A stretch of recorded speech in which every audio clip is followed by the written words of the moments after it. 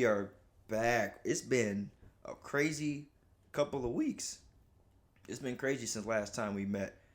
I got to start off with, did y'all see Mississippi State and Tulsa? That is, man, it's funny to me because Mississippi State has no business in the bowl game. 3-7 coming into the bowl game. They had no business being there. And the only time they showed fight was this game and after the game. That fight was insane. I mean, lucky it was the last game of the season because guys are supposed to be getting suspended for this fight. This is insane. Tulsa, I got some questions about y'all, man. I feel if I'm number 7 for Tulsa, I got questions. You went back to the locker room and then had to be awkward in there.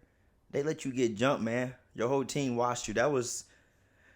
You got to look back at the footage and watch number 4 for Mississippi State do a Superman drop kick at my man's on the floor. the ultimate disrespect. Number 4 for Mississippi State, think your name Malik. You cannot do that, man. You cannot Superman kick a dude. This fight was insane. And the funniest part is the same people who sat on TV and went to their Twitters talking about how they disgraced football and how awful they made football look and what an embarrassment. I bet they was at that Capitol rally. That was a fool. I'm going to digress and not get into that. But, man, sports have been crazy, and I'm happy to be back and talk about it. Let's get right into it. Bowl season is finishing up great. I'm so happy Oklahoma blew out Florida, shut them down. Spencer Rattler looking like the real deal. And Trask, he struggled. I love to see it. 55-20, Oklahoma ran all over the Gators. Cincinnati Bearcats, an impressive game from the undefeated underdogs here. Cincinnati came in and they played their butt off against a top-tier SEC team in Georgia. Kirby Smart had those guys playing. I mean, Cincinnati held their own. They hung in there tight. If you watch the game, you got to have question marks about what they did late in the game. A minute 35 left, and they hiked the ball twice with 10 seconds left on the clock. You got to look back at it because Georgia was able to score as time expired to win this game. Still an amazing performance from Cincinnati, but as you saw late in the game there, they lost it.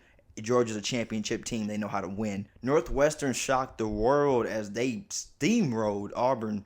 I didn't think the Big Ten could show up like that. They looked very, very impressive. Northwestern, veteran team built together, and they beat down Bo Nix and his Auburn War Eagles. I love to see it. I'm Roll Tide, so anytime Auburn gets smacked around, I'm all about it. So that was great to see. And it was also amazing to see Jimbo Fisher get a W for Texas A&M over UNC in a nice bowl game as well. Everyone wanted to see it. Alabama, Notre Dame, and OSU and Clemson. However, both games were absolute blowouts. Alabama, maybe as expected, completely steamrolled Notre Dame. They have no chance at beating the Crimson Tide. And Ohio State looked very impressive. Ryan Day had those guys firing on all cylinders. Trevor Lawrence looked frustrated in the pocket. Nothing about his game lost him his draft stock by any means, but Ohio State was just a little too good for Clemson in every part of the game that mattered. Ohio State's running back looks like he is the real deal. They're going to hopefully get smacked next week against them Crimson Tide because I just think Alabama is the best team in college football this year by a long shot. As long as Mac Jones is able to play 4 quarters, knock on wood, no injuries, I don't see a way that they lose to the Ohio State Buckeyes. Didn't talk much basketball this week, but we will soon. It was just so much fantastic football. However, I hope you didn't miss Devin Booker's clean kicks, them purple Kobe's he wore this week. Those are definitely the kicks of the week. And the song you've been snoozing on, Larry June, Money Still the Reason. Sit back and play that in the ride. That's a good one to bump too.